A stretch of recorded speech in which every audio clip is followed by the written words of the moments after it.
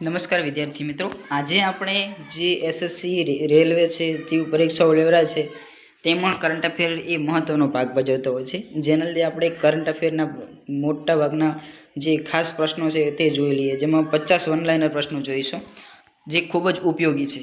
ખાસ કરીને group D જેવી પરીક્ષા, ગ્રુપ ડીની પરીક્ષા અત્યારે ચાલી રહી છે, ત્યારબાદ અન્ય સ્પર્ધાત્મક પરીક્ષાઓ માટે પણ આ કરંટ અફેરના પ્રશ્નો ખૂબ જ ઉપયોગી છે.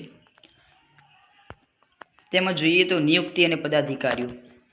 વર્ષ 2025માં ભારતના રાષ્ટ્રપતિ કોણ છે? તો કે દ્રૌપદી મુર્મુ.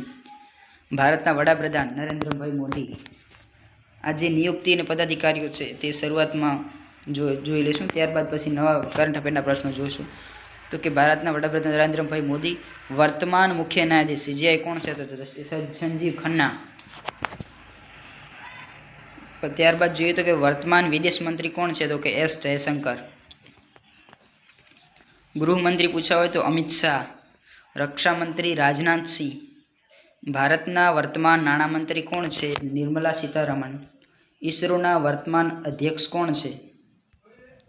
તો કે એસ સોમનાથ. ત્યારબાદ જોઈએ તો કે ભારતના નવા chief of defence staff CDS કોણ છે? તો કે જનરલ અનિલ ચૌહાણ. ભારતીય રેલવે બોર્ડના નવા અધ્યક્ષ કોણ બન્યા? તો કે સતીશ કુમાર. ત્યારબાદ આપણે સરકારી યોજનાઓ વિશેના કરંટ અફેરના પ્રશ્નો જોઈએ. તો તેમાં બજેટ 2025માં ખેડૂત માટે કઈ નવી યોજના જાહેર કરાઈ? તો કે પ્રધાનમંત્રી ધાન ધાન્ય કૃષિ યોજના. પ્રધાનમંત્રી ધાન ધાન્ય કૃષિ યોજના. શાળાઓમાં બહુભાષી શિક્ષણને પ્રોત્સાહન આપવા કઈ યોજના યોજાઈ? તો કે ભારતીય ભાષા પુસ્તક યોજના. ત્યારબાદ ગીગ વર્ક્સ ને સામાજિક સુરક્ષા અપાતું કયું પોર્ટલ અપડેટ થયું? તો ઈ-શ્રમ પોર્ટલ. ત્યારબાદ જોઈએ તો કે મધ્યમ વર્ગ માટે પોસાય તેવા આવાસ માટે કયો નવો ફંડ શરૂ થયો? તો કે સ્વામી એચ ફંડ 2. ત્યારબાદ જોઈએ તો કે નાના ઉદ્યોગો માટે કયા નવા કાર્ડ લોન્ચ કરવામાં આવ્યા? તો કે માઇક્રો એન્ટરપ્રાઇઝ ક્રેડિટ કાર્ડ, જે 5 લાખ સુધીની મર્યાદાવાળા છે. ત્યારબાદ જોઈએ તો કે બેરોજગાર યુવાનો માટે કઈ રોજગાર યોજના જાહેર થઈ? તો કે પ્રધાનમંત્રી વિકસિત ભારત રોજગાર યોજના. ત્યારબાદ જોઈએ તો કે મહિલાઓના સ્વાસ્થ્ય માટે 17 સપ્ટેમ્બર 2025ના રોજ કયું અભિયાન શરૂ થયું? તો કે સ્વસ્થ નારી સશક્ત નારી પરિવાર અભિયાન. ત્યારબાદ જોઈએ તો કે ગ્રામીણ રોજગાર માટે મનરેગાની જગ્યાએ કયો નવો બિલ આવ્યું?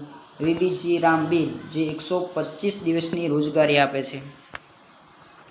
ત્યારબાદ જોઈએ તો કે સરકારી શાળાઓમાં વિજ્ઞાનને પ્રોત્સાહન આપવા શેનું વિસ્તરણ કરાયું? તો કે અટલ ટિકિટ્સ લેબ્સ, જે 50,000 લેબ્સ છે. ત્યારબાદ શેરી વિક્રેતા માટે કઈ યોજના હેઠળ 30,000 ક્રેડિટ કાર્ડ અપાયા? તો કે પીએમ સ્વનિધિ રિવેમ્પ. ત્યારબાદ રાષ્ટ્રીય ઘટનાઓ અને ઇતિહાસ વિશેના પ્રશ્નો જોઈએ કરંટના.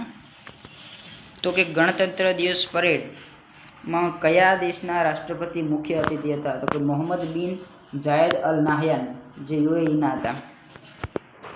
ત્યારબાદ જોઈએ તો કે જાન્યુઆરી 2025માં કેન્દ્ર સરકારે કઈ ભાષાને શાસ્ત્રીય ભાષાનો દરજ્જો આપ્યો? તો કે મરાઠી. સાથે પાલી, પ્રાકૃત, આસામી અને બંગાળી પણ છે.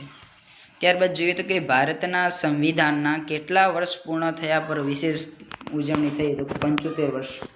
ત્યારબાદ દિલ્હી વિધાનસભા ચૂંટણી 2025માં કયો પક્ષ વિજેતા બન્યો? તો કે ભારતીય જનતા પાર્ટી. દિલ્હીના નવા મહિલા મુખ્યમંત્રી તરીકે કોની નિમણૂક થઈ? તો કે રેખા ગુપ્તાની નિમણૂક થઈ. ત્યારબાદ જોઈએ તો કે કયા બિલ દ્વારા વકફ મિલકતોના સંચાલનમાં પારદર્શિતા લાવવામાં આવી? તો કે વકફ સુધારા બિલ 2025. મહાકુંભ 2025નું આયોજન કયા શહેરમાં થયું? તો કે પ્રયાગરાજની અંદર, ઉત્તર પ્રદેશમાં થયું હતું. ભારતનું કયું એરપોર્ટ પ્રથમ ઝીરો વેસ્ટ એરપોર્ટ બન્યું? તો કે પુણે એરપોર્ટ. ત્યારબાદ જોઈએ તો કે તાજેતરમાં કયા પૂર્વ વડાપ્રધાનનું અવસાન થયું? તો કે ડૉક્ટર મનમોહન સિંહનું અવસાન થયું હતું. ત્યારબાદ જોવામાં આવે તો કે ભારતની પ્રથમ ઇલેક્ટ્રિક એર ટેક્સીનું નામ શું રાખવામાં આવ્યું? તો કે શૂન્ય નામ રાખવામાં આવ્યું હતું. ત્યારબાદ હવે વિજ્ઞાન, સંરક્ષણ અને પર્યાવરણને લગતા કરંટ અફેરના પ્રશ્નો જોઈએ. ઈસરોએ જાન્યુઆરી 2025માં કયું 100મું મિશન લોન્ચ કર્યું? તો કે જીસીએલવી F-15 NVS-02 સેટેલાઇટ પર. ત્યારબાદ જોઈએ તો કે ભારતનું પ્રથમ માનવ સહિત અંતરિક્ષ મિશન ગગનયાન ક્યારે લોન્ચ થવાનું છે? તો 2025ના અંતમાં, જે શરૂમાં જ લોન્ચ થશે. ત્યારબાદ જોઈએ તો કે પરમાણુ ઉર્જા ક્ષેત્રે ખાનગી રોકાણને પ્રોત્સાહન આપવા કયું બિલ પસાર થયું હતું? શાંતિ બિલ પસાર કરવામાં આવ્યું હતું. આગળનો પ્રશ્ન જોઈએ તો કે ભારતનો કયો અણુ પ્લાન્ટ વિશ્વનો સૌથી મોટો પ્લાન્ટ બનવા જઈ રહ્યો છે? તો કે જૈતાપુર, જે મહારાષ્ટ્રમાં આવેલ છે.